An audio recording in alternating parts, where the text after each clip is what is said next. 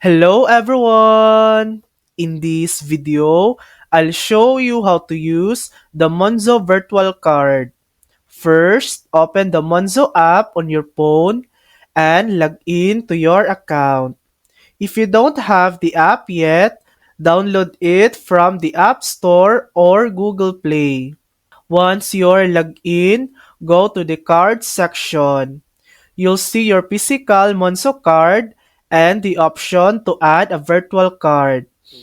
Tap Add a virtual card and follow the prompts to create one. You can customize the card name and set a spending limit. After creating your virtual card, you can now use it for online purchases. Just enter the card number, expiration date, and CVV like you would with a physical card.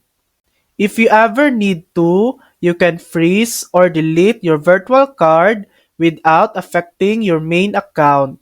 Perfect for extra security. And that's it. That's how to use the Monzo virtual card. Thanks for watching. If this video helped you, please like and subscribe for more helpful tutorials.